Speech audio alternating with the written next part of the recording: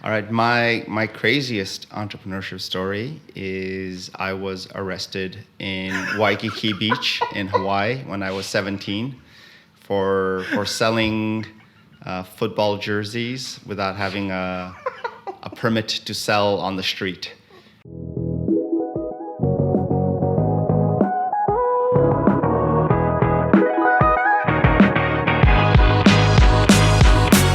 Have you ever wondered if you could travel the world and run a madly successful business at the same time?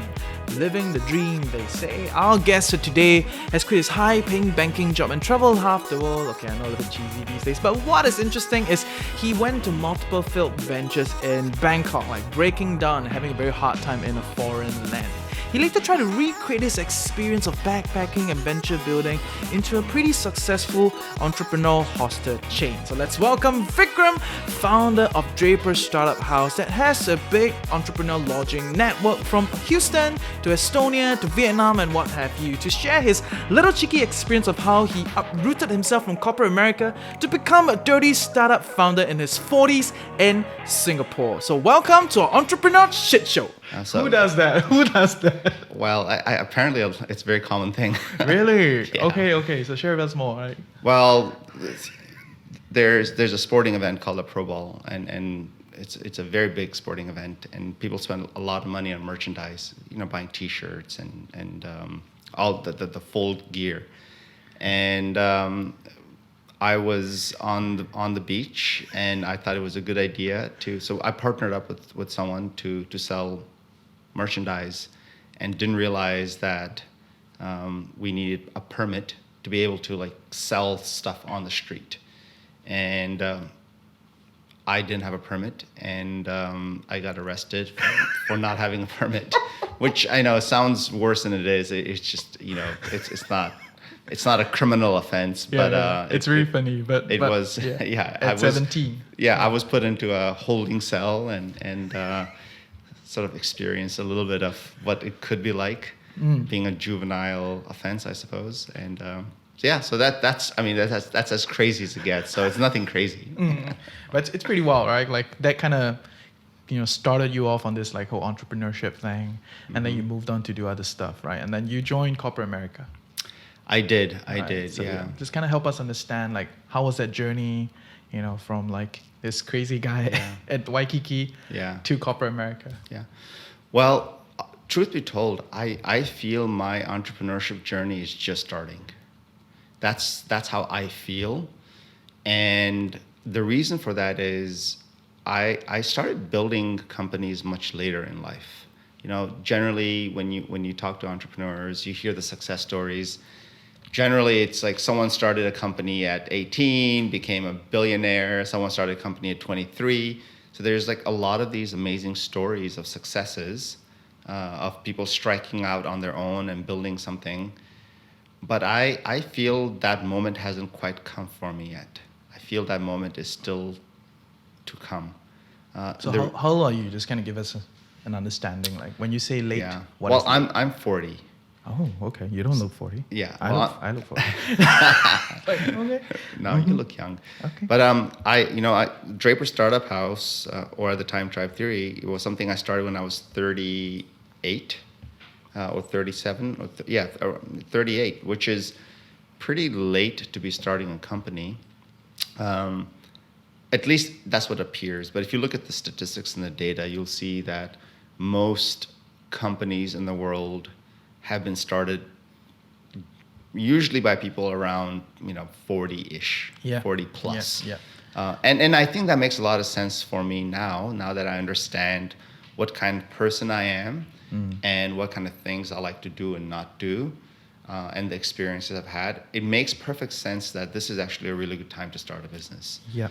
And I think we were looking at the same research probably, right? So that research talked about how the success rate of people that are older, tends to be a lot higher, but the number of successful startups that come from the quote unquote the more experienced people, for a better way to put it, right? It's lesser, right? Because there are just lesser people trying, right? And why do you think that's the case? Well, I think generally, I feel in this stage of my life, even though I have a family and taking a risk is probably not as appealing as if you were a single 25-year-old person, who only had themselves to worry about. Even if that is the case, I personally feel that I am more well prepared to pursue something that I have done some analysis on, pursue something that I know is something that I want to pursue, as in something that I'm passionate about. Yeah, but why aren't your peers doing that? Because what we're saying is that there's the lower tendency of people trying entrepreneurship, Right. At the older age. Yeah. Right. So you're probably an oddball amongst your friends. Yeah, I suppose so. And I totally understand why following or trying to do an entrepreneurial venture at this age would be very unappealing because it's very risky, especially if you are someone who, has a career that is good at, say, banking or good at, being a chef or just good at a skill. Yeah, and you were good. And I was, career, yeah, right? That's right. Yeah. So I spent 7 or 8 years in banking, and I felt I acquired skills that people could pay me money for. Like if I went and worked at a bank, I suppose I could probably, I hope, get a job where someone would say, hey, Vikram has skills in banking or in client services or in sales or in reporting or whatever it is that we would like to pay him money for his time. I'm sure that is true, and I think people become comfortable with that, and I think that's totally fine. So it's just the later stage in your life, the more risks there are because you have to give up more. You have to give up. You have families. You have a set career. You don't want to start from zero again. Yeah. There's social pressure. There's family pressure. There's so much. It's more complicated at this stage of someone's life to start a new company, unless you already have wealth that you don't want. That you're not worried about wealth, and so starting things is a natural part of your life. But for most professionals who are in a career where they exchange time for money, starting an entrepreneurial venture is very complicated and risky and difficult. So you were saying there's so many different kind of pressure: family, social, financial pressure. Mm-hmm. What was the biggest one for you? Well, for me, I think the pressure was lower because even though I had a profession, doing something what I'm doing now was something that I've always wanted to do. And I got lucky, having a spouse who was very supportive. I think that's a huge help. So my wife, Anna. Yeah. She's been very supportive from the very beginning. And if that was not the case, I guess it could have been a different scenario for me. But she was very supportive. And so I think that's one piece. But I think the greater piece probably is that my assessment of risk is probably different than most people. The reason for that is I grew up with not a lot of stuff. I didn't grow up with a lot of things, and I didn't grow up with having an ambition to have a status. So it doesn't take much to make me happy. I don't need much to be materially happy. I'm not one of those people that wants nice cars, wants nice houses, wants nice things. I just don't have the desires to accumulate a lot of nice things. Of course, we all like nice things, but I don't have this inherent desire to sort of have X amount of accumulation of wealth to be happy. I don't need much. Yeah, but you still left the banking sector in that sense, right? Right. So although you don't need a lot, but that was paying the bills. And after 7 or 8 years, you left banking. Yes. And you transit to being entrepreneur, right? So Yes. if there isn't a lot of pressure in terms of social pressure, in terms of material, financial pressure, Yeah. then what drove you out of a comfortable job?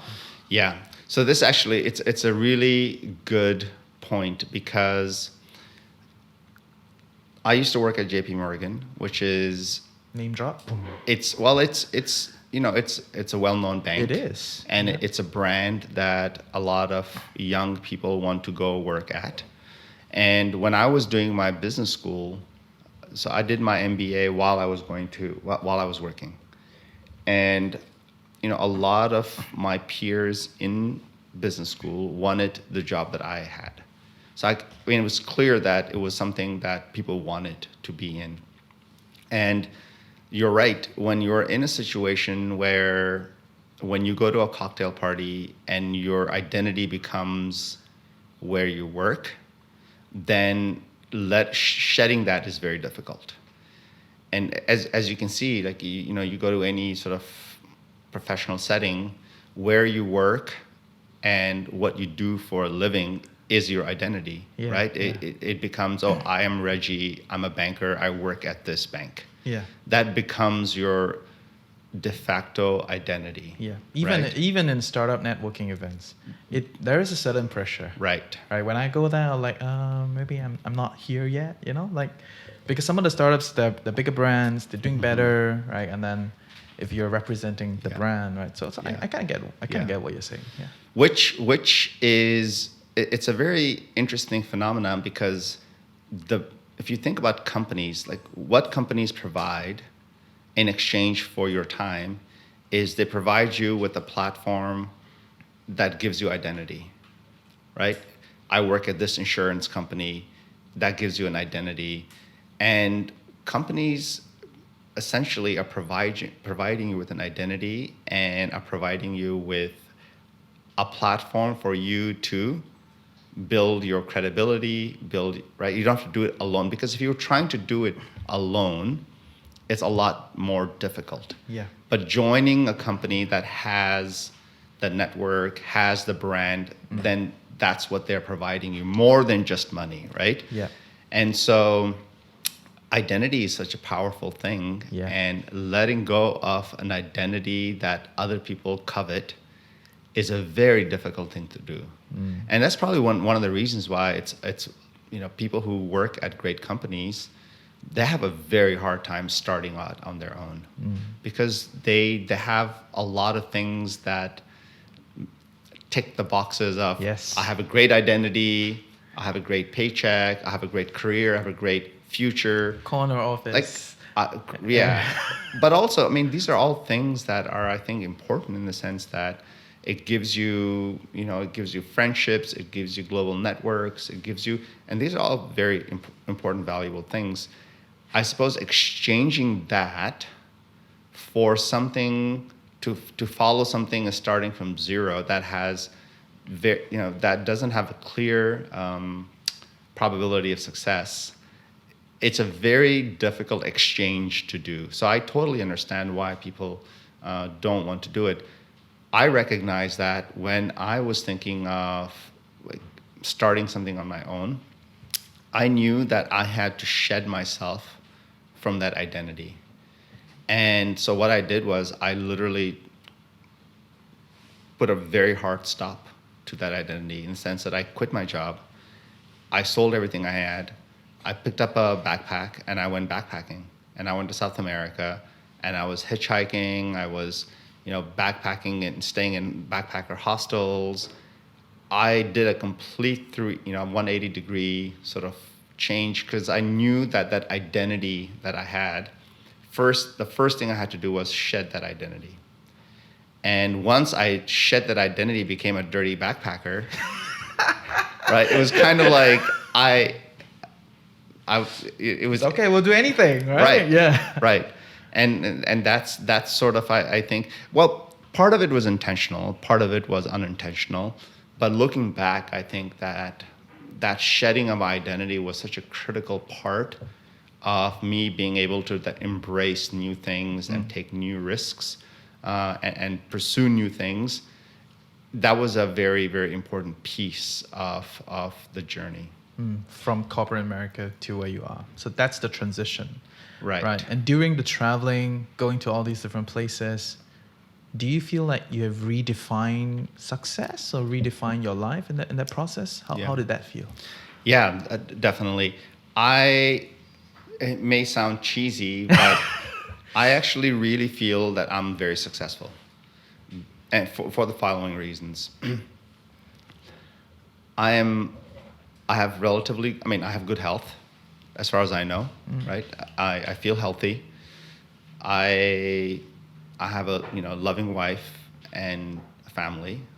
I have just generally I have loving friends and family all around me, brothers, sisters, friends I grew up with,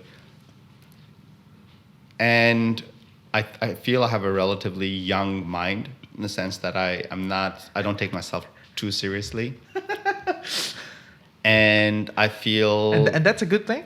Not taking yourself too seriously. I think that's a great thing. Why? Well, my experience has shown me that if you take yourself too seriously, then you mess up more, and it becomes more difficult to do new things because you become a bit more rigid. If you become so rigid, there's no.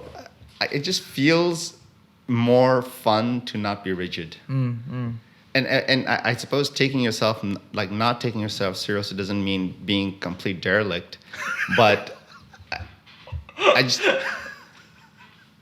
if you're not having fun along the way, what's the point? Yeah. And so I think because of all of those reasons, I feel very lucky that I went to good schools. I feel just as educated as the next person in my stratosphere. So I don't feel I'm missing out on things from a learning perspective.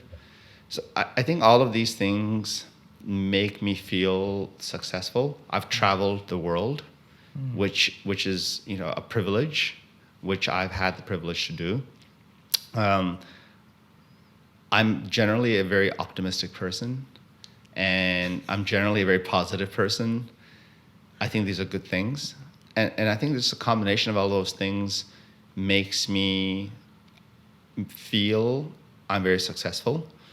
So that's maybe from a social emotional perspective, and then from a financial perspective, I'm definitely not wealthy, but I know that if I wanted to make money, if I wanted to exchange my time for money, I could do it. Like I think I'm still employable. So if I needed to go make money for the family to put rice and curry on the table, that's all we have every lunch, yeah. Right? I suppose I could do that. So I think that gives me a sense of peace that I'm still employable if it came down to it. And so I think the combination of all those things makes me feel successful. And I just don't have the ambitions to be a tycoon and a business tycoon. I don't have that ambition. And because I don't have that ambition, I don't feel like the bar for me is not, I'm not trying to become the Elon Musk, I'm not. I want to pursue and try to create things that I want to. And if that happens, great. If not, that's also okay. Okay. So when you say you don't have the ambition to become a tycoon, but you traveled half the world to this other part of the world, and you first started your first venture in Bangkok. Yes. Right? And yes. Why do you decide to start a business then? No ambition. Yeah. Well, I've always wanted to start businesses. Okay. That's for sure. Even, when I was in university. In Waikiki. Yeah, in Waikiki. I think more than starting a business, I think controlling my own destiny and having freedom was something I think all of us want. And I just felt that if I exchanged my time for money working for someone or at a company, that is not the freedom that I wanted. Okay. I wanted to be able to say, I'm paying myself, right? That gives me freedom to then make decisions and do things that is different. And is that true? Do you feel? Yeah, for sure. You feel so? Oh, for sure. Yeah. Okay. I mean, definitely.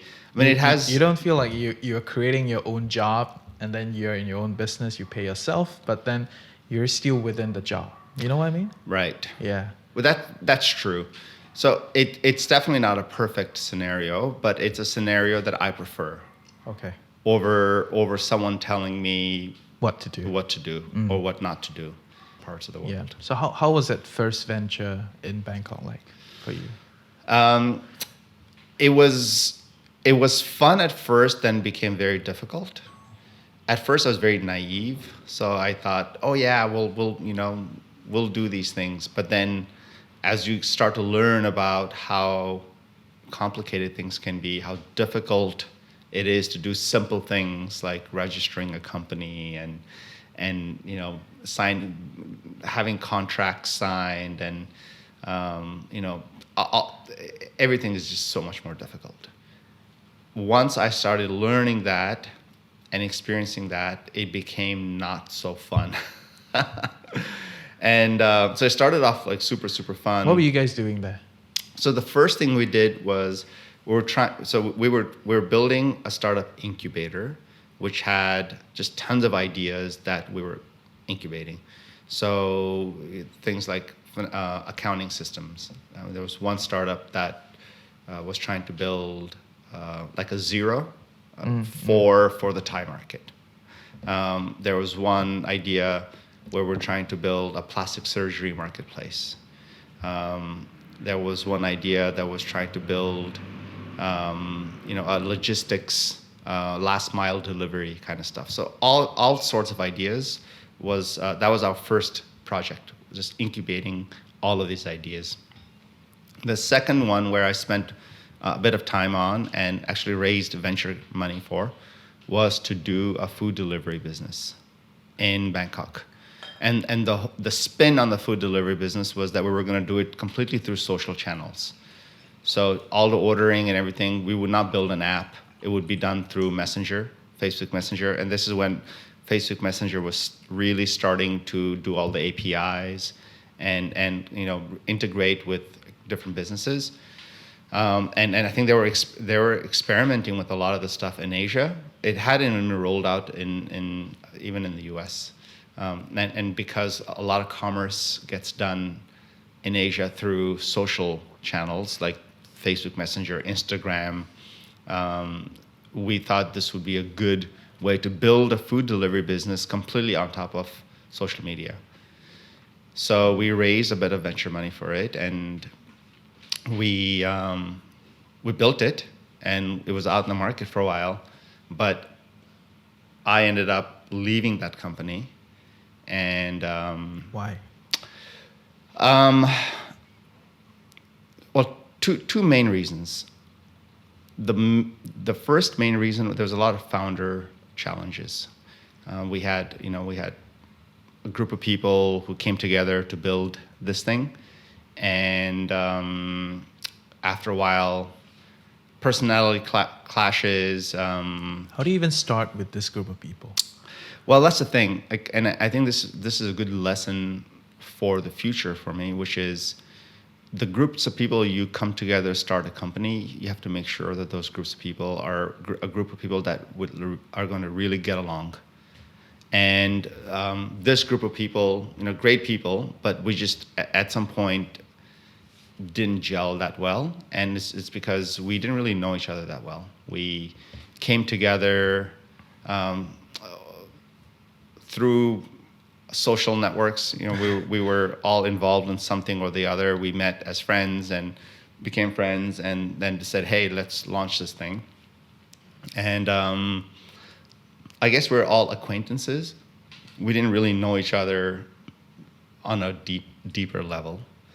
And so when things went really rough, personalities clash, especially if you don't know each other well, and if that trust factor hasn't been built over time.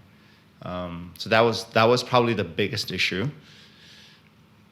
And the second issue was doing food delivery was not really where You want to be. I wanted to be. It was not a passion, that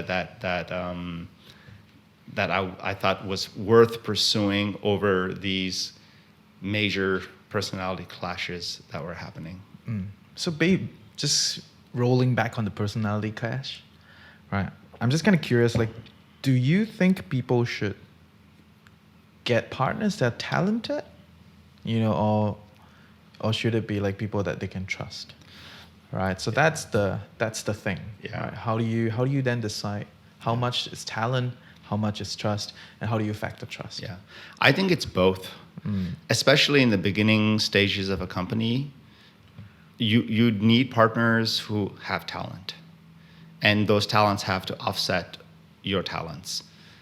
If it's just people that you trust and they have no talents, it's going to be very difficult to build something. So I know it's and that's why it's so difficult. It's so difficult to find founders, and if you see a lot of startups where companies fall apart because of founder issues, and I think it has a lot to do with trust, but probably trust plus capability and ability.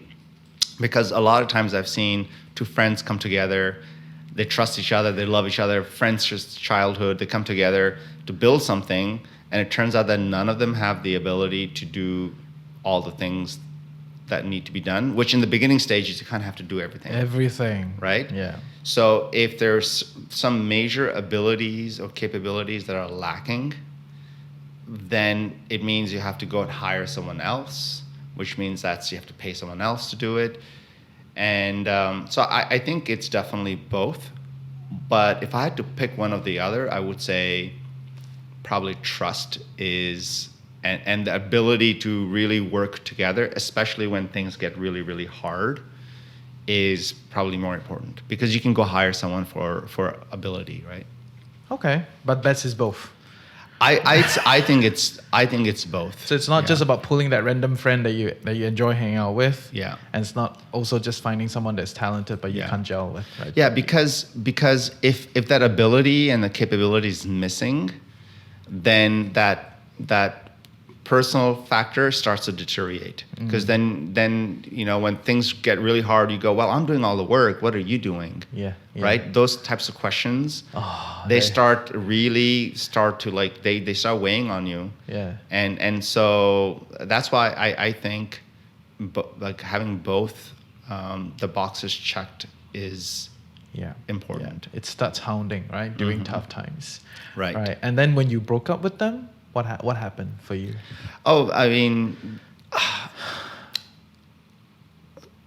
it was very difficult for me. Yeah. It was a period. It took me about 6 months to really get myself back up and get over the emotional pieces that sort of fell apart during that time. So I spent 6 months kind of recovering, to be honest. I was kind of a bit in the pits. How did that feel? Well, you start to really question yourself, and there's a lot of self-doubt that creeps in. Why did this happen? What did I do wrong? Is this how it's going to be? Why can't I get along with people? So there's a lot of self-doubt that creeps in. And then there's a lot of blame game that, you blame someone else for the situation. Why didn't this person do this? Why didn't that person? And then you start to blame people. And when you start to blame other people for situations that are completely your own doing, because ultimately everything is, in a way, we're responsible for everything that happens, right? And so I think there was a lot of blame game in my head. And by the way, this is all this psychological monkey mind just yammering on. And the thing is, like, after that, I didn't really have something that I jumped into. So I had time to really and that's probably not the best thing. If you come up from, it's like a relationship. If you come out from a bad from a breakup, and you jump into something that keeps you occupied, right? Like let's say you're training for a marathon or you're climbing a mountain, right? You're doing something that keeps you occupied, so you don't think so much about that relationship. But if you had a bad relationship, and then you have a year of nothing to do, or you're sort of sitting around, then that becomes a very difficult sitting around because you have all the time in the world to think about all the things that went wrong and could have gone wrong or could have gone better.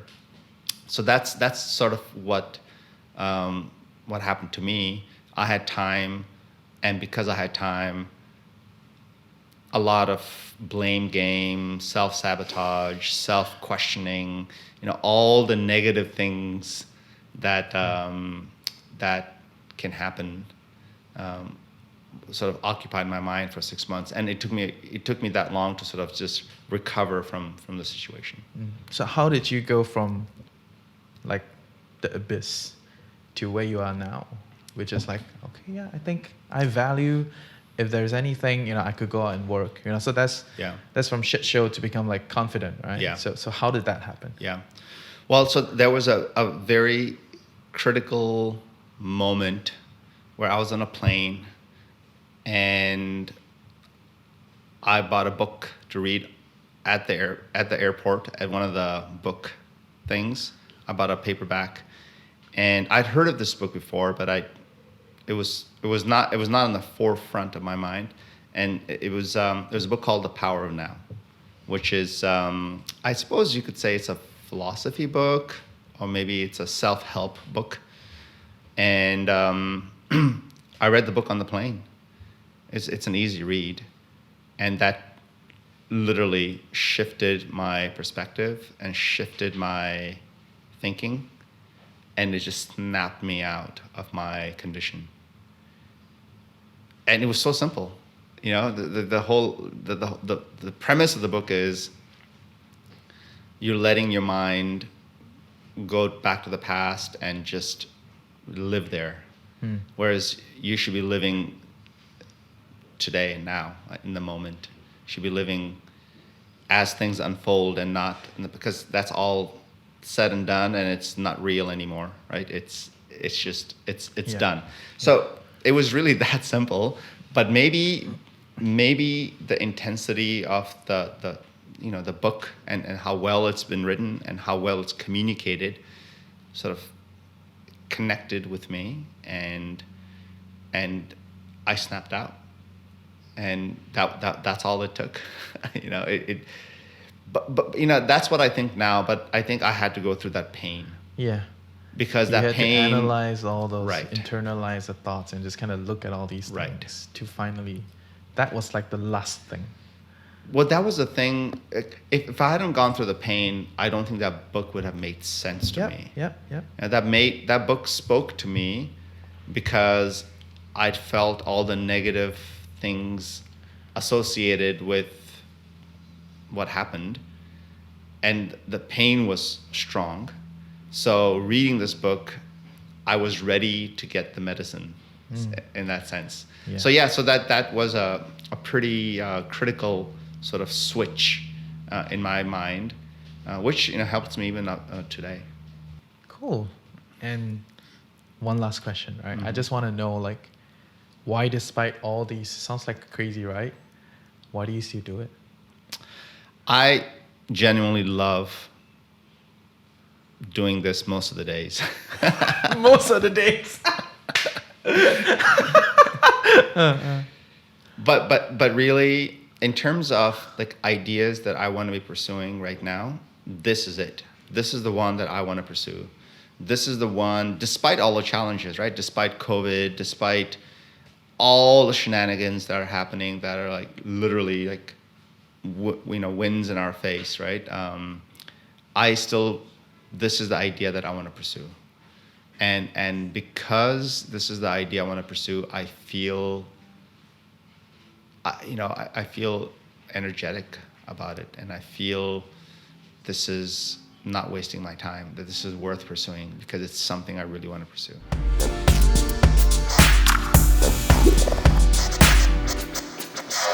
Working with people that you can trust but are also talented, right? And that is from a personal experience, that is a real challenge, right? Finding people that are really good, but also you can trust them, right? So from my experience, it's a lot about, spending time together to test out something. So we don't over commit to each other. We just kind of test each other out, do some small little projects. And from there, then we decide that, okay, actually this person's quite good, pretty talented. And I feel comfortable talking to them and working with them.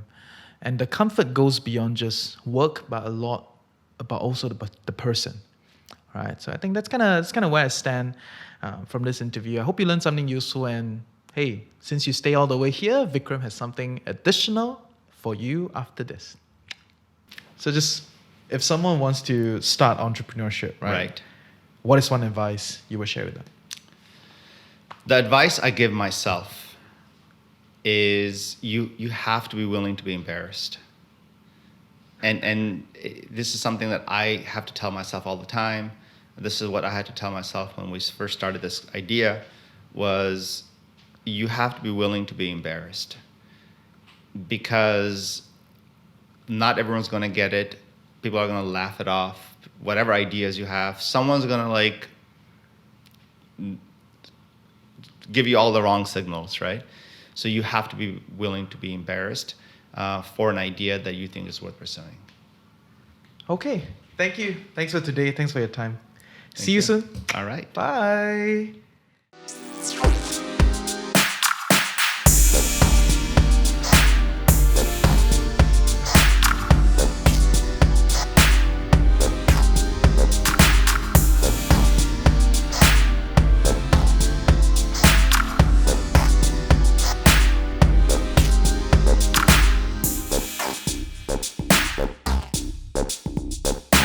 Bye.